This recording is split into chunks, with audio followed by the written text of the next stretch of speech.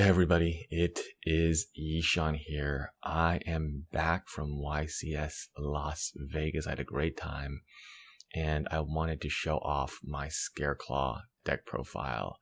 I went undefeated and our team finished X2, getting in at 32nd place. So if the top cut was 32, we would have made it.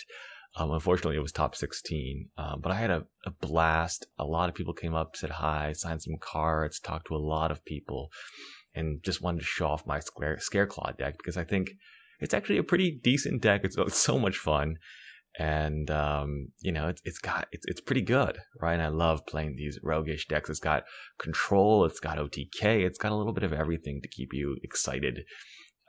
So I wanted to show it off, give you a little explanation of the cards. And of course, I also want to touch on being undefeated, in a team event.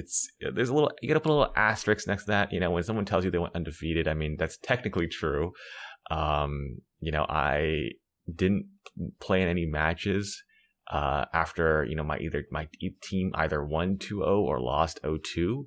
Right. So I didn't all those matches. I think there was 3 of them where I didn't the result of my match didn't matter. And then the other 6, I actually played. So I think I had 5 wins in a draw.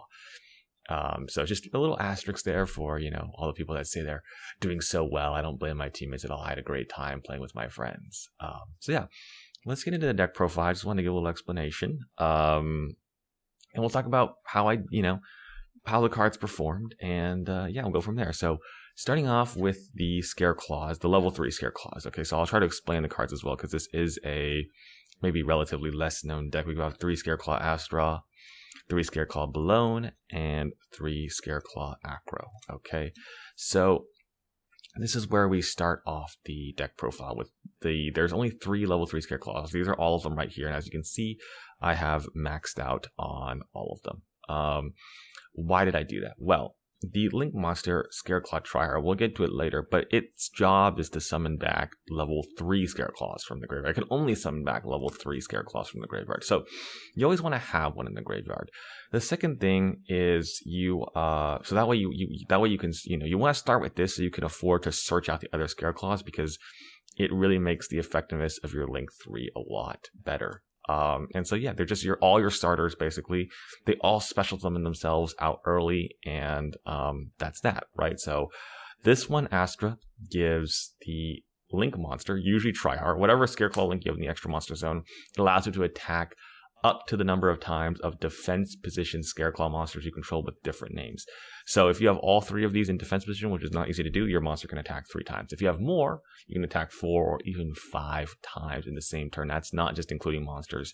Scareclaw Balone grants your Scareclaw Tryhard or any Scareclaw Link in the extra monster zone piercing, and Scareclaw Acro gives the Scareclaw monster plus 300 attack for each defense position monster you control. Not just Scareclaws, but any defense position monster. So they all buff up your Link monsters. They don't have any trigger effects or on summon effects or anything like that. They're all just continuous effects, and they can all special summon themselves.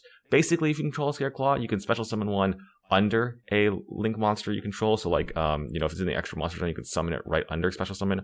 Or if you already have a Scareclaw in your main monster zone, you can special summon one to the left or to the right of it, to one of the adjacent zones. So that's how that works. It's pretty straightforward.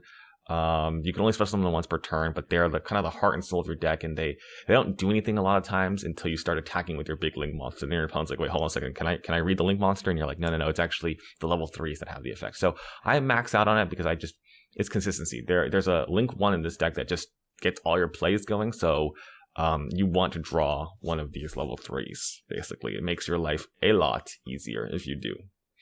Okay, let's talk about the other really, really good Scareclaw main deck monster, Scareclaw Rykart. So it's got the same summoning condition as the level 3 Scareclaws.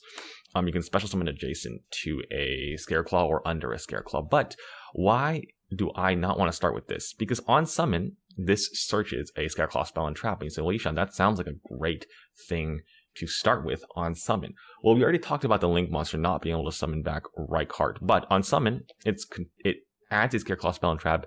And if you control 3 or more defense position monsters, you just draw a free card, which I drew so many cards off Rykart. You're trying to get the draw 1 off So you want to usually special summon him later in your combo, as well as you're playing the Brave package, so you really don't want to normal summon him, right? Because he's the one that has the normal summon effect. So all in all, it's always better to start with the level 3s, but this just helps you grind so much. It lets you add spell and traps. It's so good. It gives you free draws. I mean, I probably drew, more than 10 cards easily from this guy's effect the whole day, easily. I mean, it's just so good. Great stats. So there is that. And then we play one Visa Starfrost. This is mainly for Baronne access. There are some cheeky plays you can do with it. Sometimes basically all you do is you search it off the field spell sometimes, and you pop your link 1. So that's basically how that works. I'll go into it in a little more detail what the link 1 does, but basically he's for Baronne. You can think about it that way. His other effects don't really ever come up, but you have to pop a monster you control to special it. So it's a little bit of a minus, but you can recover that value with the link 1 because the link 1 can special summon itself back if you control Visas. But mostly for Baronne, you can actually set it out. It's not that important. I play 3 Kashtira Fenrir. The card is very strong. I had to give it back to my friend who let me borrow it. But the reason why it's so strong in this deck, of course, it can summon a body in defense position. That's really good, turn 1. And it adds you more Scareclaws. So this new Scareclaw Kashtira came out in Photon Hypernova. And of course, I think everyone's familiar with this from the Scareclaw or the Kashtira deck, but basically you can use this to special summon itself and banish a Scareclaw or Kashtira. So it's a quick effect summon, which helps you play around cards like, Lava Golem, Nibiru, because you have a trap that needs a Scareclaw to activate. So a lot of times you can keep this one in your hand. Also, it helps you get over stuff like Access Code Talker, Gigantic Sprite is, another one, because anything that battles with it, or any Scareclaw you control gets its effect negated. So really strong there. Really like the card. And yeah, so you pretty much always search the Scareclaw Kashtira and it helps you. It just makes your combo safer. So it's a starter. It provides interruption. It provides a monster in defense. The Fenrir does, and it can add you this to play around your opponent's cards or make your combo a little stronger. So really good there. And then Scareclaw Kashtira, we already covered that. Okay, so that's all the kind of the Scareclaw-y stuff. Next, we're playing 3 Water Enchantress of the Temple. This deck is just Brave cards, Adventure cards, just completely broken in this deck. It is such an insane amount of synergy because the Brave engine puts 2 monsters in defense position for you, right? And Rykart and the field spell all benefit off defense position monsters. So just the Brave engine plus Rykart is already going to give you the free draw because Rykart counts itself as one of the 3 monsters in defense position. Also, don't forget to count your opponent's monsters. That also matters. But it's just so insane because it stops, some of the pawns of the deck like Nibiru, as well as providing you access to drawing an extra card, for example, right? As well as providing a negate. So just so good. And of course, remember the level 3s don't have any normal summon effects. So you don't have anything to worry about there. And so I cannot say enough about the Brave engine. Of course, one Wandering Griffin Rider. I tested a Legal Knight, but it never felt any good to me.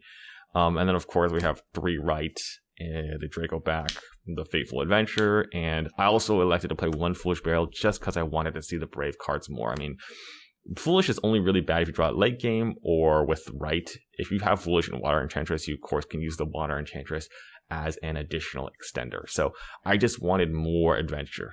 It was actually the 41st card. I don't really regret it. I also cited out a lot. So there is that. Okay.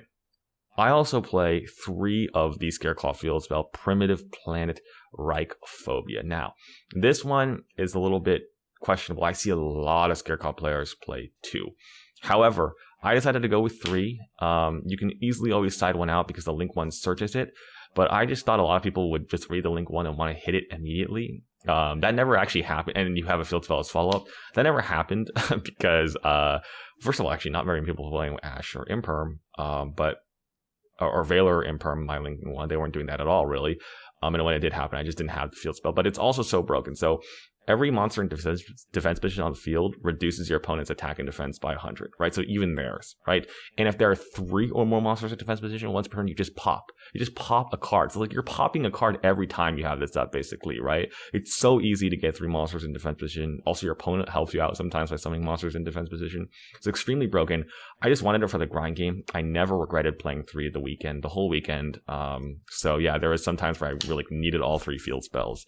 But you can play 2, so that's just my opinion. Okay, you have to play 3 of this. I don't. If you're playing Scareclaw, you have to play 3 Arrival. Scareclaw Arrival is just a monster reborn for one of your main deck Scareclaws. It summons in defense, so you can't summon link monsters.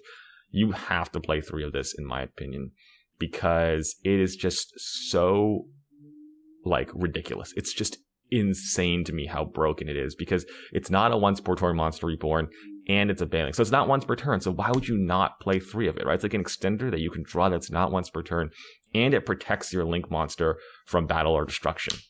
So that is just, I don't understand why you wouldn't play 3. I'm a big believer in playing 3.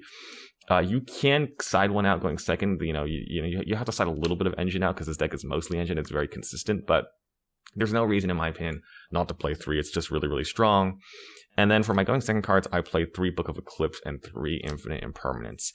I was happy with this all day. The only problem was I kind of wish I played Ash Blossom for those branded matchups, the branded Bestial deck. But these are really, really solid all day. Book of Eclipse is so good because not only does it put the monsters in defense for your field spell and your right card, it's just good at going second. It also provides interruption going first. So I loved it all day. Book of Eclipse was super strong. And then 3 Infinite Impermanence. It was solid all day. I can't complain. I didn't play Ash because I didn't want to get triple tactics or thrusted, and I never did the whole day because there's no hand traps in this deck that would trigger those. But yeah, I was happy with it, but maybe I should have side decked Ash, which I didn't. And then of course, 1 Scareclaw Twin Saw. This is basically a Sword Soul Blackout, except a little bit better because quick effect, you can banish it if you control Triheart or any Link 3 or higher monsters on the field, and your opponent cannot activate Link monsters effects. It's actually so good. I kind of honestly, I played against so much Kashtira. I played 3 Kashtira that I almost forgot to just use this, and 3 Bestial Brandon, where they just don't really ever Link summon. Don't forget to use this effect. I got kind of tricked by Triff when I was playing against this Pendulum deck. He summoned Endymion, which negates spell and trap effects, and I already had this in the grave, but he would have just negated it if I banished it. So I was like, dang, I really wish I could have just used it. So just don't forget that effect. Even in this format, it's very, very useful, but mostly it's just a pop too. I just like it so much better than Scareclaw. There's like a continuous Scareclaw trap that negates, but you have to control a Scareclaw Link, and you're getting Lava Golem so much anyway, whereas you can use Scareclaw Kashtira to summon this, even if your opponent Lava Golems all your Scareclaws away, to be able to trigger this. So that's my opinion there. You just play 1 of it. It's just search it with right card if you can, basically every time. And yeah, that is it. So 41 cards in the main deck. Really, really liked it. Let's talk extra deck. Extra deck is actually relatively straightforward. Okay. You have 3 Scareclaw Triheart. This is the best card in the extra deck. It's just so funny to watch people try to deal with it. Basically, it changes everything to defense, and it's unaffected by defense position monsters activated effects. So really, really good this format because there's not too many links going around. And then once per turn, you can special a level 3 Scareclaw from your graveyard, then add a level any Scareclaw monster from your deck to your hand. So just like a +2, basically, when you use it, it helps you OTK, and it helps you, get the Scareclaws you need to have it attack twice or pierce or gain lots of attack. Why do you need to play 3? Well, because first of all, its effect is not once per turn. So a lot of times when you're trying to get the combination of these Scareclaws that let you sort of let you OTK, you need to go through multiple Trihearts. And I call this the Scareclaw Shuffle. What will happen is, you'll have, let's say you'll have like Acro, but you want Astra and Balone for some reason, right? What you can do, and there's many variations of this, but basically what you do is, you revive some Scareclaw in your graveyard, right? Let's just say you had another Acro. Okay, so you revive it to add Astra to your hand, right? And this Balone is still in your deck. You can link summon all of these off for another Triheart. Then Triheart can revive the Acro and search the Astra, right? So this is like, if you didn't have that already, basically. And then you can link these all off again for the third Tryhard, and then you can revive Astra and search below. And I hope that explanation made sense. And this way you can sort of get whatever Scareclaws you want for the OTK. It doesn't give you more Scareclaws, but it does change the ones that you have if you don't have them already. So I use 3 so often. There's really no reason why you shouldn't play 3. You don't use that many cards in your extra deck, so definitely play 3 Tryhard. It's very mandatory in my opinion. So you can do with the Scareclaw shuffle with. That's what I like to call it. Okay, 3 Lightheart. Basically, this card on summon just searches the field spell. It's not once per turn, and you have to use a Scareclaw or a V-Sys from your main monster zone. It only searches when you summon to the extra monster zone, so that's a little unfortunate, but really, really broken. Also, it can special summon itself back if you control a V-Sys. So basically, if you use V-Sys to pop this, then you can special summon it back. So you sort of recover the advantage that V-Sys lost. But basically, you just search the field spell with this. It's so nice, right? Because the field spell searches another Scareclaw and gets your plays. I had to get this on die. For some reason, I couldn't find an Earth Charmer, so I had to borrow it. But Earth Charmer came up a lot against Kashtira. Just summon back Fenrir in the grind game, add either another Fenrir or Scareclaw Kashtira, break their board. So this is one of the other only cards I used in the extra deck, along with I once used Barone with V-Sys. Cool trick. If you Book of Eclipse this after you use the negate, when you flip it back up, you can use the negate again. Don't forget that. I forgot that. So yeah, don't forget what I forget. And then 1 Link Spider, just sometimes basically to use with the Brave token, because Tryhard takes 3 effect monsters. So sometimes you want to use like extra Brave token for the Tryhard. So it came up, I think, once. And then I didn't really use any of the other cards in the extra deck. I used Lingaribo once. I played 2 just because I didn't want to get Mind Hacker banished. But even when I got Ibleed, they still locked all 5 of my zones and I couldn't play. So I didn't have the Book of Eclipse. So yeah, but Lingaribo, I mean, not bad, but it wasn't that great. And then I played 1 Dark Charmer and 3 Nightmares. I probably should have tried to use this Phoenix more, honestly. I got caught by some back row a couple times, but not as important as the other monsters I mentioned. Okay, so that's for the extra deck. Let's talk about the side deck, shall we? The last part. So side deck, you don't have too much space to side out cards because I want to keep it consistent when I go into games 2 and 3. So I played like a couple 2-ofs just to depending on the matchup. So of course, these are all pretty good against Kashtira. This is good against like the Droll is good against the Brave Kashtiras and other decks. Actually, Droll is really, really good against Scareclaw. If you see Scareclaw, side this card in. Nibiru is obviously good against Kashtira. Lancia is sort of better against Branded than any of these 3, but I honestly wish I sided Ash Blossom. To be honest, I wish I just sided Ash Blossom. Lancia was good a couple times because like if you're going first, Lancia is good as well. But I really wish I sided like Ash Blossom for that Branded matchup because it's just so hard to stop, right? You just sometimes you just hope you Ash Branded Fusion and that's enough. So that's that. I liked that. Then I didn't play any Labyrinth, so I didn't resolve Lightning Storm or Harpy's Feather Duster at all once a day. Just not a single trap deck. So yeah, but I think you do need these, so I would recommend them. And then I wanted to play a trap that was good against Branded, but also good against. This is hard to find one that's good against Kashtira. I'm thinking about a Pointer of the Red Lotus. If I drew this against Branded, it was basically as good as D-Shifter. Like they couldn't Mirror Jade, and so they couldn't set the Branded in red or whatever Branded trap, and so I would just win next turn. It had some use against like a couple other decks, like it's some rogue stuff, but it's not really. Like, it could have been D-Barrier, but it was fine as DDG. Like, I just didn't play against that much rogue that lost this. But it was solid when I drew it all day, so I really enjoyed the card.